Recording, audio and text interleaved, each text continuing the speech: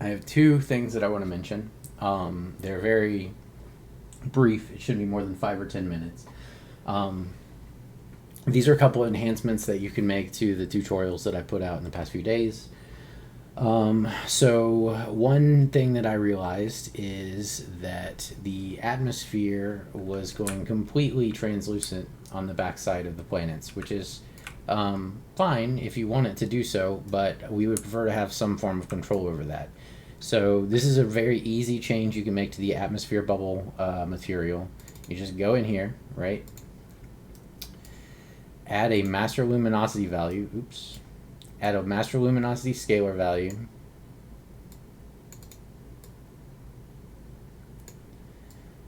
Take your color map here that's going in your base color. Multiply it by your master luminosity value and set this to something low like 0.01 or 0.015. And then plug that into the emissive of your material for the atmosphere. And what that's going to do is it's going to give us the ability to control the fall off at the shadow line, which is pretty useful. You can notice that you can still see the atmosphere even in the shaded area. But if I was to change this to 0, this is what we had before. Because if you change it to 1, it's just like you don't want it at 1. But like a 0.01, 0.02, somewhere between 0.01 and 0.02 probably is what you're going to want. You get this nice 0.012. You get this nice halo around the edge of the planet even on the dark side. So that's one minor change you can make to the material to give you a little bit more control over it. The other change is a little bit bigger, but it's also very easy. So UE 5.3 dropped, and I migrated this project to Unreal Engine 5.3. And you can use world position offset with nanite, which gives us a free source of tessellation for our mesh, which is extremely good for us. So let's take a look at how you can build your mesh for your planet. So you're going to want to go to modeling mode. You're going to come down here and create a sphere. You want box type sphere, 100 subdivisions. Turn the subdivisions as high as you can because you're turning it into a nanite object. Make sure and set the pivot location to centered so that it'll rotate around its axis. And let's make this bigger for the hell of it so that it can be like at least a visible scale with our planet. All right. So we'll add this guy. Accept. And let's take a look.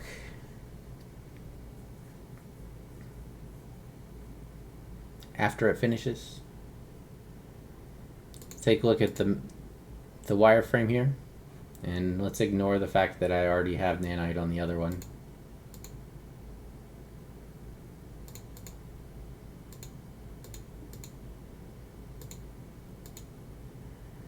Alright, so you have a high-res sphere here, but you probably still want to come in here and go to model, subdivide, because you want to pump the geometry on the sphere as high as you can go. So the most you're going to be able to do after setting it to 100 subdivisions is 2 subdivisions. Loop is fine.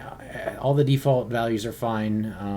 You just want 2 subdivisions here. You hit this. It's going to take a minute. And then you're going to have an extremely dense quad sphere mesh. You want the quad sphere because when you do the subdivision, sometimes with the lat long sphere, you get distortion at the poles. So we do a quad sphere, we wait.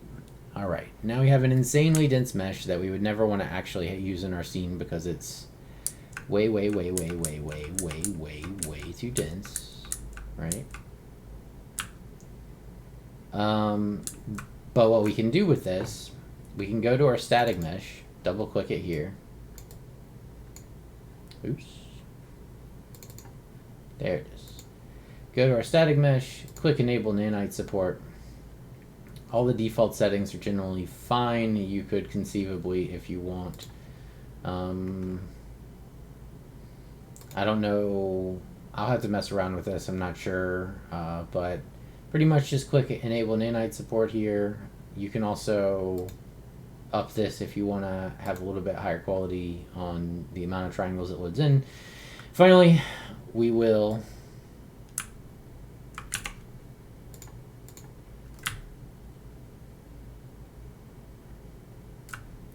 hit apply changes. This is going to go modify the sphere mesh you just created to enable nanite support.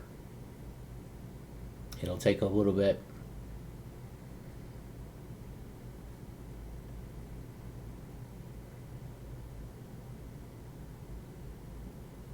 Just chill while it finishes spinning.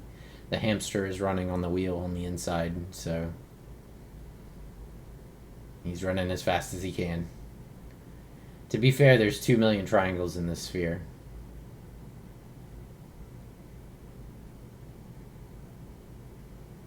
Alright, and now we have a nanite mesh, which will subdivide as we get closer to a certain threshold, but it's good. It works very well.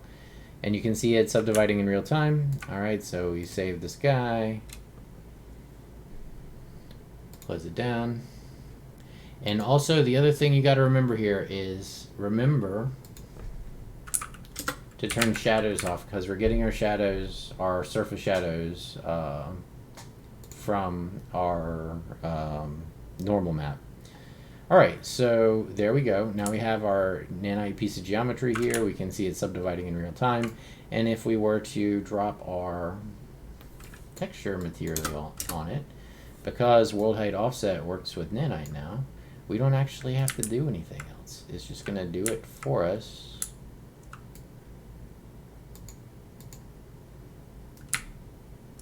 Oh, we need to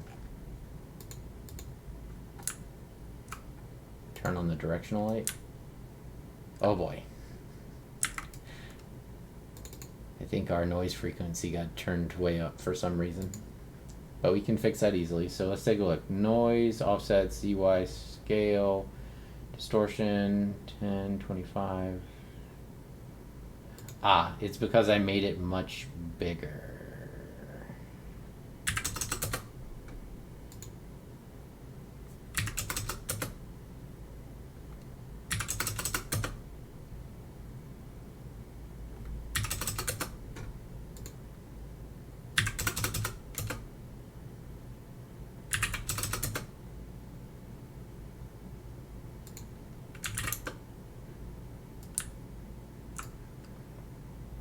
Where's my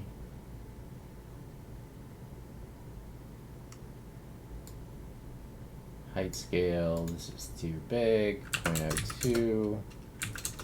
1. 0.2 is fine, and this is too much. 0.005. And let's do 200. 400.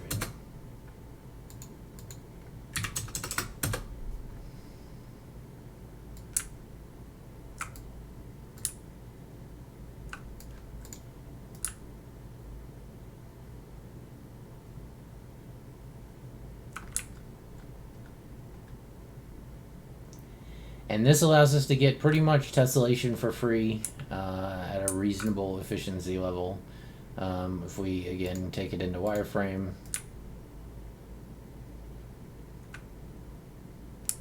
we can see it modifying the geometry in real time as we get closer and further away from the object, which is pretty cool.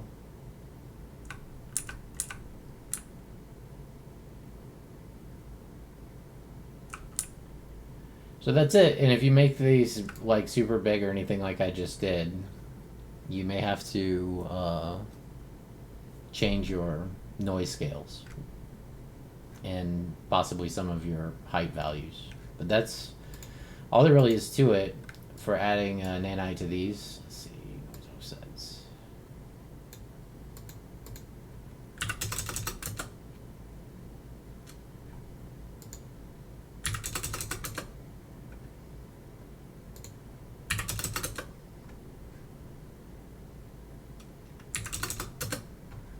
And play around with the values until we hit something that looks pretty good. And we can also do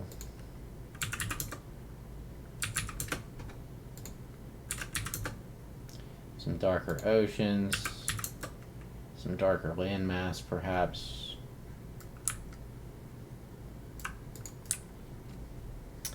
All right, cool. That's it. You can make those changes, then you'll get this cool, like, kind of auto tessellate. I mean, there's some pop in. Don't get me wrong, but on balance, I think it's worth it. All right, cool. Well, that was it for this. I'm gonna conclude this video and then probably just mess around. Go back from doing like structured videos of trying to show how to do something specific to just unstructured videos of me fucking around in the engine. So